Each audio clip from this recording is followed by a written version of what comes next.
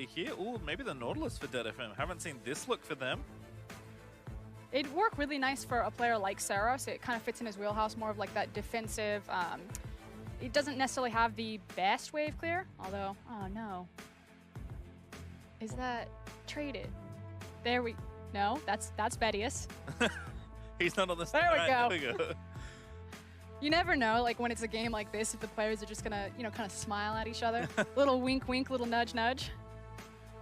Well, actually that happened. Cast your mind back. I remember there was a 90-something kill game in like 25 minutes. Actually, Brazil was playing. They were playing the Turkish team. And GBM and France had already locked. And many ADs were picked. And then Ramus made his way into the top lane somehow. And go find the VOD if you want. It's quite entertaining. But we'll see what happens here in this one. Sorry, just had to cast your minds back. Carthus Pike borrowing a page out of the Vega Squadron playbook here for INTZ. And some small changes, but mostly the same, I would say, for Detonation Focus. And we saw how cool the Carthus Pike bot lane was for Vega Squadron when they played it. Basically, if you put the wall down from Carthus to just slow everyone, Pike just gets to rock up, and it gives him a free bone skewer, as well as the ability that everyone's low, and Pike just starts having a field day post-Carthus ult of just assassinating everyone around. So I'm very curious to see how Mills and Redbert will play this. Mills is known as a mage-oriented ADC, very deep, very versatile champion pool, so he should feel pretty confident on this Carthus. I have to think so. Certainly Pike is a very fun champion to watch, if nothing else, so always great to see him out on the Rift. Tom Kent, not so much. But we'll see if they can find anything against, as you mentioned, the very defensive bot lane. Kind of feels like two very different perspectives on how to attack the 2v2 here, as these teams will make their way out onto Summoner's Rift for their last time here, the 2000 Mid-Season Invitational. Might as well go out in style. Sometimes League of Legends, like these types of scenarios, can create some of the best games because it just kind of feels a little bit personal, where people are just trying to flex on each other, you know, like flying over the wall, level 1, straight in on. and There's a flash. Flash Q. Oh, Steel did not clear the wall with that flash. He's button ignited and first blood. Who's going to get the prize? The lucky winner is no one. It's Tay. He almost got, no, he didn't almost get away. Buckle up, extra time. I was curious what was going to be the tone of this game. Is this just going to be a roller coaster? And it's very clear we're just going to kill each other. At least I hope it continues at this speed. 2 summoners there by Redbert traded for 1 flash and a kill. Not a bad way to kick things off there for INTZ. We also finally got the INTZ level 1 invade. That's true. Finally pulled the trigger. They saved the best one for last. Their composition worked a little bit better this time around for it. Creative pathing, I believe he went over the Baron wall? Yes. Didn't hit anyone, just had the rest of the squad there. He was, I guess, a ward at that point. It's fine. Well, getting a Nudipon dancing in the Tribosh, making sure nothing else creative happens at level 1. But it looks like laners will just move out to their positions at this point. And Shinny will now start the blue buff with a bit of help there from Tay. Steel on his own. He paid the price at level 1. He doesn't get a leash. That's the tax. You gave away first blood to my lane. You can leash your own goddamn comp. Seems fine for now. As Envy shooting minions here. Certainly expecting solid stuff here for him. Tay with a very aggressive dance onto that minion. Flies up the lane. Procs Conqueror. And it's just wrecking Envy's health bar with the corrupting potion. Plus the extra long sword he picked up. And it's just going to hurt. Vladimir needs warm-up time before he can actually just sit and kind of sustain up into the lane, so we should continue to see that. Curious what that is going to transfer for Shinny into the jungle, because Tay does have most control. And now we're in another situation where Envy's pushed forward, Tay is pushed forward. All eyes should be on Shinny, when he's going to get access to his Predator boots, and what he's going to do with this time. And Saros looking to pick up a wave. Oh, that's a really good hook. The turret shot eats him there as well. Riptide gonna chase, but Shinny's here. That's still going to get moved out of his jungle. Envy still happy to play up here. Look at how deep Tay is in that jungle. I mean, yeah, that's a lot of control. As Tay moves in, didn't have the sweeper, but just trying to see what's happening. We can see, of course, it's Steel here on the Scuttle Crab on the bot side. And this is the window that INTZ want to play with while Steel is trying to farm up to that level 6. Like we said, didn't get a leash, so it is a bit slower of pathing. Right now, it looks like vertical jungling. We'll see if he's able to actually trade the buffs, as he's now going for the red here. Where Shinny is going to have this big window on kind of these first 2 backs that he can try to snowball his lanes with repeat ganks. And certainly a good way to split the map if you're INTZ. Two aggressive lanes here in mid. Shinny going for the gank. Saras will get knocked up. Casca's down. That will force the flash. And we'll see if it's a repeat there from Shinny and Envy to try to punish Saras with that flash. Although, hold on, Steel. Level 3 Nocturne. Might be tough. And is going to now get seen. Puts the Q out, but level 4 now for Shinny. Spellshield not going to land. The Fear Tether is there. It's going to flee him away to the shrubbery. But there's the flash forward. Spellshield up, blocks the Q, but Shinny still wants it, playing so aggressively here in the early stages. Going to find the next knock-up. Red buff there for the slow. Fear Tether back off cooldown. There's the Q, can't activate, and that's Steel getting away, but Tay now in onto Evie in the top lane, going to force out the pull, lines up the stun. Good flash from Evie to get out. Yeah, Tay with the information, he knew exactly where everyone was. He decides to then go hyper-aggressive onto the Vladimir, forces the flash, and now again, where is Shinny going to attack on the map? He's got so many options about where he can go. He can go back into this mid lane, try to punish the flashless Nautilus, and now he can look towards the top lane, try to kill the Vladimir before it becomes an unmovable sustain. And he talked about, you know, Detonation FocusMe, you pretty much know what you're getting every time, but how you choose to attack it, whether it's early game or more scaling, is up to you. INTZ has certainly chosen the early game path, at least for this first 5 minutes. Great arcane shift though from Utapon, right out from under that Bone Skewer. I was going to be curious about how that interaction would work and where like the buffer window was. Well done. Saras though hooks away to a wall as Envy has another visit by his jungler. Again, the synergy between these two, well known in their domestic league. Certainly making Saras feel quite a lot of pain in the 1v1 so far. Look at Steel, however. Level 4, but he is sliding in on a control ward. Yep, Tay again. Not a whole lot of room here. Nocturne is going to spot him, but flash ready for the Aurelia. Dodges out from the Q. He's going to get feared up. Good double stun, but Steel actually still blocks it. Tay, though, just walks away. Knows he doesn't need to commit. Very nicely played. Hold on. Does it again. That's also how that buffer works. Yep, almost no mana, but just enough to arcane shift out. That will, of course, mean Utapon has to get away from this lane. The triple Doran's ring there for the Karthus helping out. Again, the same thing we saw from Vega when they played this pick.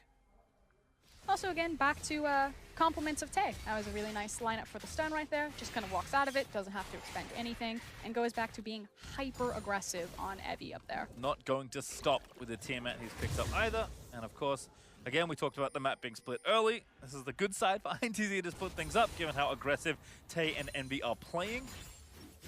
So kind of always know the jungle is around, and Steel still struggling in a bit of an experience deficit here, trying to get it done. Tay decides to tank 2 turret shots with Q charging up there for Evie, playing almost recklessly, I would say. But he knows he has the safety. If you look at their vision, not only did Shinny grab hold of the Scuttle Crab, which of course, like you're saying, he had access to. It's his good side of the map, is what you said. But he also has a ward near the Raptor camp and knows that all of the camps are cleared on this top side. So it just gives him so much permission to just be as aggressive as he wants, knowing that no one is coming to punish him. See back here in mid, already that Dirk finish there for Envy. Bottom lane action once again. Utapon into the belly. And out as Steel, only level 5. Maybe covering for some potential action here in the bot lane. Does look like DFM just trying to push this wave safely more than anything else. And Utapon with that Sheen now, his poke will be quite a bit more substantial if you can find the angles for the Mystic shots. It always feels best on the Ezreal when you get to back and you kind of trade stacking the tier versus grabbing your immediate battle stats. And I think it actually means more now that double tier Ezreal isn't a thing. I'll hold the thought though. Oh, stun lands in after the Q. Bone Skewer is good. Ignite down. Gang forced to flash away, but here comes Shinny. Now level 6, gonna gank up the bottom lane. Utapon gets away, but the target really is the Tahm Kench. Shinny picks up himself up a well-deserved kill. Great setup, however, from his bot lane, Redbird and Mills, making sure that they layered the CC, that they found him an appropriate target, and Shinny is just really racing ahead of Steel at this point in the game. You can see it in the CS differential, you can see it in the level differential, as Steel needed to take that blue buff. Stun lance here. He needs levels. Evie gonna get jumped on. Vanguard's edge pop. Hemo Plague there for Evie though. See if Tay fancies a re-engage. Probably not. Evie also level 7. Tay now gonna ding over, but staying firm here is the Vladimir. All stun lands, but Tay can't really chase and eat more turret hits. Vladimir starting to kind of build up resilience here in the 1v1. It's just getting a little bit easier for him. Take another look at this one. As you said, well set up here by Redbird and friends. Yep, Bone Skewer into the stun, forces the flash out early from Tahm Kench, then it makes it very easy to hit the Wall of Pain, and Shinny's like, thank you. I have to agree that Wall of Pain, I think, pretty underrated sometimes. It's even better when you get levels into it. Unfortunately, you really do have to max it last, but as you mentioned, it feels like Bone Skewer almost converts into a skill shot if you land a good wall of pain. Nice to see Mills with the assist there as Blue Buff gonna get it donated over to Envy. But kind of back to my Ezreal point, because he actually just picked up the tier right now. It feels like by the adjustments of making sure that there's no double tier Ezreal, that you're no longer on such a big timer to stack up your tier, because it used to be that you had to like stack one up very quickly before you really got value out of buying the second one. So before we would see some Ezreals kind of take the trade-off, do I want the tier first, do I want the Sheen first? Now it feels so much easier to make that call. I want the battle stats first. I'm always going to go for the Sheen, because stacking it as quickly as possible isn't necessarily on the same timer as it once was to get your Muro mana as well as your Archangels. Yep, not racing as much, so it can feel a little more comfier with kind of the early itemization. But as both now, so we'll get things charging up as Mills and Redbird have one way here in this lane, and it is straight into the turret. As Steel finally level 6, also has the double buff, so hoping to see some sort of gank attempt, but another great ward by INTZ. That vision is very persistent in their jungle. And it's because Redbird specifically is so unlocked. He's able to just duck, dive, dodge, weave, whatever it is. And ward into that jungle and constantly track where Steel is. Now, where does Steel actually attack with the Paranoia? I feel like your best case scenario is probably on Envy and to time it with the Nautilus gank, unless they want to try to pull Nautilus with the Nocturne into one of these side lanes. So I think Steel must work it with Saros if that's 2v1 in the mid lane or unlocking this Nautilus out into one of those side lanes. That's what I expect. Yep. I have to agree. Nautilus certainly a very powerful champion. We've seen it time and time again, even on the INTZ side, make many picks work. However, Detonation focusing will stay, at least with the objectives right now. Gonna get that cloud for themselves, but another all-in attempt here from Tay. Heavy pops, the Hemo Plaguer walks out, but just a trade of ultis there in the top lane as the Cloud Drake goes over. And it feels like it was just a trade of farm there between INTZ and Detonation FocusMe for the Cloud Dragon. Like, it's fairly obvious when people disappear up into the river what they're doing, but that composition scales really hard, especially when the farm is on someone like Mills, who's not only that, but letting the wave get pulled in, so it's that much farther for Gong and Yutapon to run to. He's fine. Give it away. We're going to kill them later on, so it'll be worth. Yep. Teams often don't spring at the chance for a Cloud Drake, so no big worries there for INTZ. Still up 1,000 gold here in this game with those 2 kills, but certainly have had some of the aggression slowed down, whether it's just some time and item timings that have made it happen, or Shinny not being involved, but he's back involved here on the top side. Still looking for the ulti under front. Oh, does have to flash forward, but we'll get in there. Gonna try and get that kill. Will grab it, but almost goes down to the Karthus ulti. Probably not long for this wall, but Sarah's going to try and make it happen. Flashes over the wall. There's Evie over the wall as well. Redbird looking for the death from below. Finds it there in the fog and manages to grab the assassination. Now Envy needs assistance. Redbird jumps in, looks for the stun, finds it onto Saras again. We're going to try and find the assassination, but Evie goes into Sanguine Pool. Now Yutapon is rolling down. Shinny over the top as well. It's absolute chaos here in the jungle. As into stasis goes the Gragas, but Yutapon finds the kill on Mills. He's just trying to find the snipes with the Skittles. TP in from INTZ. Throw it all on the kitchen sink into the top lane. And they're trapped. Thankfully, the minion wave crashes in, so they're actually able to walk through the tower, but here comes Redbird. Redbird again looking for more assassination. Q finds Gang. Oh, wall of pain. Oh, he channeled that ulti, but he sniped Envy. I thought they were going for sure. Instead, it's 1 kill over to Detonation FocusMe again. This rumble in the jungle is still actually going. They're still fighting. Redbird wants it. Dayram not allowed to recall. It looks like Detonation FocusMe will finally make their way back in. My goodness, though. It seemed like, okay, you know, they're starting something. Oh, there's one more person here, and all of a sudden, the whole teams were just up there fighting. There were some ambitious calls in the middle of that. My favorite being Shinyi flashing over the wall into like 4 people as Gragas like, nah. We're ending this right now. He did describe himself as an aggressive player. Certainly been living up to that moniker in this particular game as Redbird decides to try jungling for a bit. Starts off the Rift Herald. I mean, that said, the big beneficiary, I feel like, is actually Yutapon, because not only does he participate in the fight, pick up some kills, but then he uses his TP to get back into access for tower plates. So Yutapon, he's been pretty hot for this entire tournament, but I feel like having a great game so far on this Ezreal. Certainly today as well, I think he's been even better than their first showing. So credit to him. He is a player that's been playing in the region for a long time and has had a good tournament, but Let's enjoy this one more time, Proscurin. And it's just catching out Tay in the river. Now you can see Saros is rotating up. He had Shinny. He thought he could try to bully in Evie, but Steel goes over the wall, just barely gets it out. The Karthus ultimate, not enough to take him down. And then from here, it kind of gets a little bit of the yakety sax. Gets a little bit crazy, a little bit wild. Speaking of wild. Yep. Rift out into the top lane, got the charge off, so Plague Gold over, but Evie decides to zone them off with a Hemo Plague. Gets some low, but does not find a kill. Pyke also here. Oh, what a good Q. I mean, it's Nautilus. It's true. It's rather large. I guess it's a Titan, technically. I don't know what's going on, but if you've seen the CGI video, he's huge! So I guess that makes sense. Easy one to hit. First turret also goes over to Detonation FocusMe, so the man that received pretty much all the gold from the last team fight is continuing to get gold as Yutapon now building a Trinity Force. Yeah, so we've seen a lot of different takes on Ezreal. We talked earlier in the tournament kind of you know, what keeps Ezreal in the meta since the adjustment to double tier, and I feel like a big part of it is his versatility and build path. I personally love more of an AP-oriented Ezreal because I think the burst damage that you can get out of the W is still really fantastic, but Yutapon going a bit more traditional here, and I feel like this is kind of more of the mid to late game, auto-attacking, more like traditional team fight ADC Ezreal. Yeah, again, set up to carry this game, so kind of going more of a heavier carry build perhaps, but there are very few wrong choices with Ezreal, it feels like. I feel like it's just a style preference, and I love it when champions kind of fit into that pocket. Redbird also looking to collect some CS mid as his mate Mills here, that he can donate some stacks over to. Cardless, of course, kills all the back way, but thankfully he only had one stack anyway, so the cannon goes over. And looks like a little bit of map movement here as teams try and break down a few more turrets. Yutapon with the finished Trinity Force has his eye on another turret, I believe.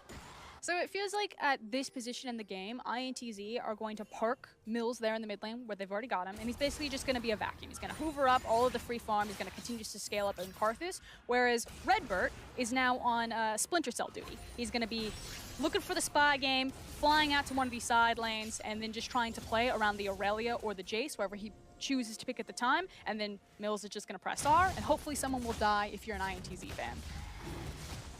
Steel here, back onto the Drake though. It's cloud number 2 here for Detonation FocusMe. Yutapon getting poked. Redbird this time he found his way into mid lane, gonna help out his old lane buddy. Yutapon not in range for the Bone Skewer, but did Arcane Shift regardless. There for the assist on the Cloud Drake, and that's Drake 2 over to Detonation FocusMe. But because INTZ have information that Detonation FocusMe put a lot of members onto the bot lane, immediately you see the pings towards the top side of the map, and they're trying to leverage the fact that they have a head start there and their numbers advantage to trade objectives, but one of these objectives gives them more gold versus just the stats of the Cloud Dragon. So as a result, goes over to INTZ. Also, Yutapon losing the skill shot war to Mills. Never a good sign with Karthus versus Ezreal. Yutapon a little low, but looks like we'll channel that recall. It does have TP, but it's not available right now. And interestingly, Saros here, I don't know how much tankiness he's going to build, but has rushed a Righteous Glory. So really just looking to enable his team rather than dish out a lot of damage that we have seen from the mid-Nautiluses this tournament. I mean, it feels like even though Nautilus theoretically shouldn't do a ton of damage, that he still hits quite hard, even when he does itemize into more utility or tank, like the Righteous Glory. So close. Control Ward was too tempting. So let INTZ recall away.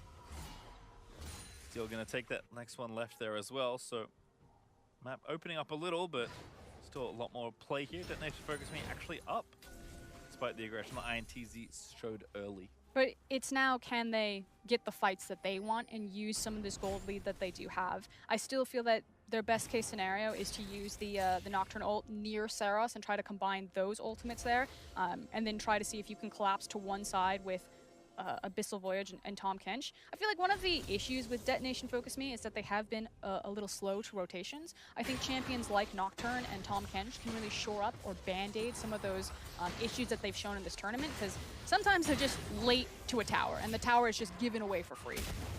For now, looking okay on objectives. The Steel actually back towards the top lane. Gonna try and gank Envy here. Envy does have his summoners ready, so the easiest target, and don't forget that Redbird is still playing Splinter Cell, as you mentioned. Will always be around for a lot of these exchanges. Actually already going top alongside the jungler. Steel finds him, Redbird dashes over the wall. Yeah, he scouting him out. making sure that that river is clear. And then meanwhile, you just can't break this if you just have Tahm Kench and Ezreal. Mills is just going to continue to clean it up. Yeah, no Anivia, but it's also relatively They're going good bottom. impression of wave clear.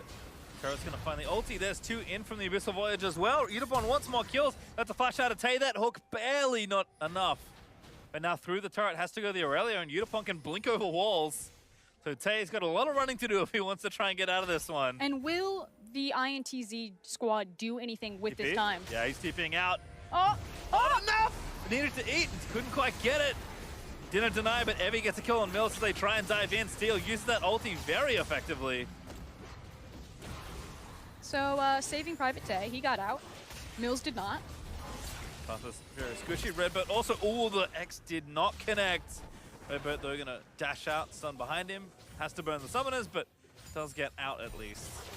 Unfortunately, DFM with these picks in the mid lane aren't able to translate it into anything. Udapon though, forcing Envy's flash, shoot shot barrage, not gonna hit.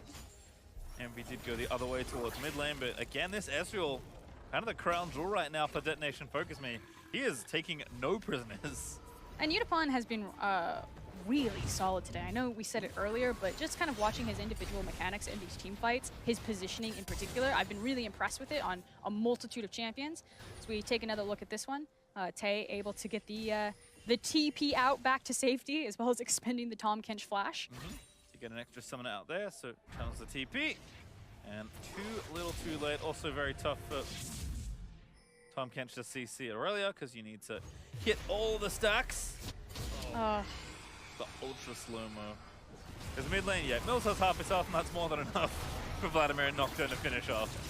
I was like, turn the slow-mo off! Turn it off! We don't want to watch him die! Don't want to see slow how mid lane instead here for INTZ. Udapon again, another great blink. He's so confident on this Ezreal. I mean, again, given the position he's in, he's got 2 items. He's transformed his Matamune into a Muramana. And now a Hex Drinker. So can play pretty brashly in a lot of these situations. Yeah, when I saw the MR in his back pocket, I thought that he might be going for Merc Treads maybe and try to unlock a little bit more of this confidence play instead of the CDR. I'll hold the thought though. Saros, maybe in some trouble. Mills also getting sniped. Udapon finds kill number 3. And we said that you shouldn't be able to break that there. Werewolf's also going to really thwart the attempt on Saros' life in bot side. Hook lands in onto Tay, who's going to dash out towards the minions, but Redbird and Shinny not so lucky. Udapon on a rampage gets kill number 4. Steel finishes off Tay, and Udapon make it a double. That's 5 straight. And Udapon is actually just flexing on INTZ right now. He picks up a kill in the mid lane. He then uses the Abyssal Voyage. Everything's been torn apart down there, and DFM are just rolling over Brazil. Globetrotting Ezreal gets kills in every single lane. And apparently mid-outer turret's not good enough here for Detonation FocusMe. It is straight to Baron. But here comes the TP. We'll see if they even try to contest it right here with possibly Skittles as well as some poke damage from Envy. But with no smite, I think that this is kind of dead to rights. Damage is enough by the looks of things. Shinny now just respawning despite the low death time as Detonation FocusMe. Nice call. Know that they had more than enough time to take it. And that's a nice Baron, well-deserved after that last passage of play. And so much of this breaks down right here. The fact that Mills just gets walked down. The skill shots look like they're targetable abilities because his only job is to just absorb time, to make sure that they can't crack open this mid tower. But Udapon just outplays him on the Ezreal pick, finds the skill shot when it counts, and then joins his team with Tahm Kench on the bottom side of the map. And again, they were setting up on Saros, but it was too late at that point. Udapon finishes off that double kill. Man shooting for 0 assists this game, 5-0 and 0. Trying to secure as much as he can. Now actually has the Maw of Malmortius fully completed, so he is wrapping up items at breakneck pace here, Frostgirl. And really all that DFM need to do is try and take some turrets, and with this nice early Baron they took for themselves after that play, Evie at least going to grab the top outer turret. And it just feels so devastating because now that Karthus ultimate isn't going to mean anything for a very long time against Udapon. And because he has kind of a 2-item power spike on Ezreal, he doesn't sacrifice a lot of his damage output. As you're clearly seeing, like he's so far ahead to turn it directly into a Maw this early in the game is absolutely devastating. Steel now going to continue the run of Drakes here for DFM. Still looking at mid turret there. Again, the Karthus wave clear, not too bad, although Mills actually isn't mid lane right now. I'm still trying to break those turrets. Seros is actually working on moving the minions down to the tier 2 here in bot lane, although this time he'll be in a 1v3. Nice hook over the wall. There's Nocturne coming in and a TP. And the Abyssal Voyage. Everyone's going to arrive straight across the other side. Evie already forced low. Forced to go into the Sanguine Pool, but Unipon making kill number 6. A great stoppage there from Evie and the Devour to make sure the top laner stays alive. And now Unipon is keeps wanting to chase his other kills, but Pyke currently invis. They'll go for the turrets instead. Oh my god, I cannot believe that Evie actually survived that right there. Beautifully played, picture perfect on how all the defensive cooldowns were used on top of him. He basically walked into 5 people, high-fived them all, and then walked out alive. Well, they got a turret for their results as well. They did get mid out of, they'll grab bottom tier 2. Still Baron up for a minute 15, so maybe looking for at least one more turret. Unipon, though, starting to blink over walls into enemy territory. He's got gang behind him to make sure he's safe, but so strong on this Ezreal. I mean, it just tells you exactly the mental state that Unipon is in right now. He's here to flex. He's here to style on some people as we take another look at that one. So the Paranoia is going to come in, the teleport on the Cannon Creep behind them is going to come in, and the Abyssal Voyage. And I cannot believe that Evie lives here. Basically teleports in, immediately into pool, into the stopwatch to take the Pyke ultimate, and then gobbled up to dodge the Shock Blast. Didn't notice that Shinny also committed his ultimate there as well, so nice value on the stasis there for Evie.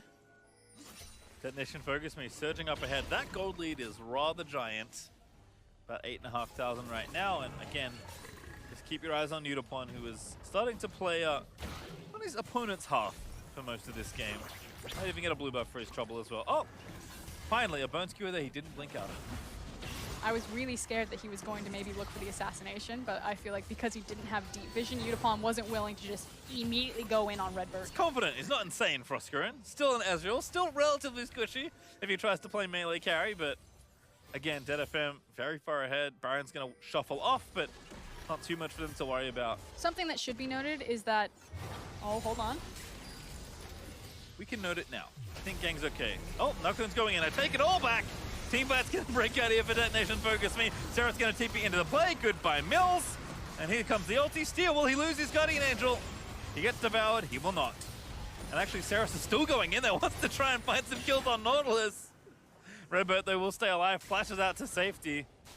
But Sarah's still going. Hooks to a wall. And mid-turret's also going to be forfeit once more. I was going to say that Detonation FocusMe's composition might be a bit more reliant on Baron. But because of how far ahead they are, and because INTZ, frankly, are just taking really bad fights, everyone dies, and then Detonation FocusMe don't even need the Baron to walk up to the towers and push them over. It feels like the wheels maybe have fallen off the wagon a little here. They were playing nice, aggressive league.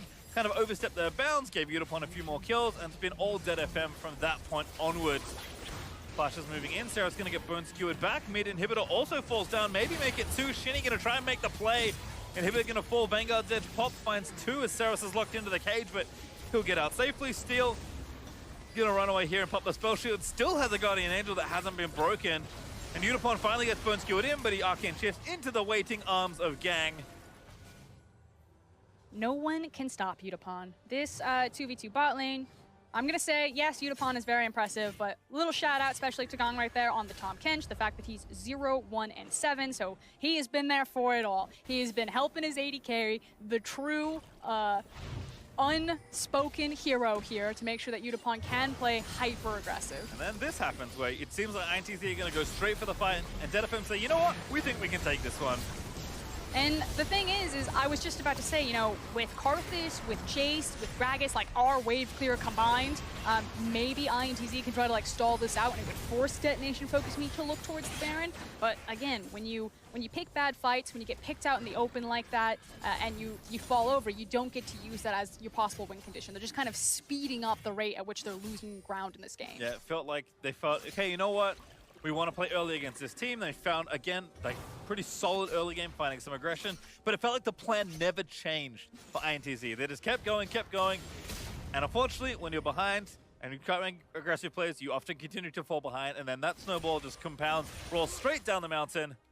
And what you have is Detonation FocusMe with more than 10,000 gold ahead. And I feel like Detonation FocusMe are just it sounds weird, but they feel like kind of the more creative or problem-solving team when it comes to how these fights, like you look at it and it's just like reactive play. Like their ability to read a fight and then just immediately double down on it and kind of outplay in these smaller situations within the fight across from INTZ is the big difference maker here. Whereas INTZ, like you see their game plan, but if they don't follow through, if everything doesn't go according to plan, they just kind of fall over. They don't have that same reactive creativity that DFM are showing.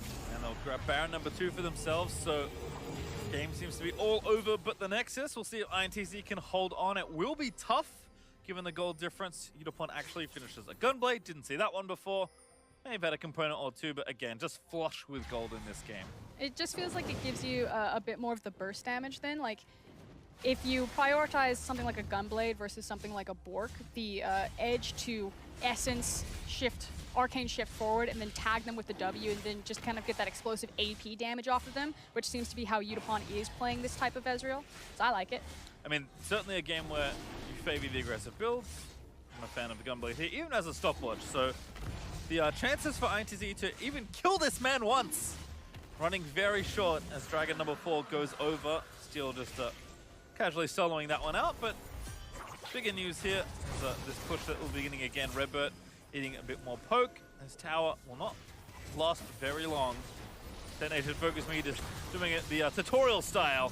Gonna try and take all these inhibs, and INTZ probably got one last fight to try and pick.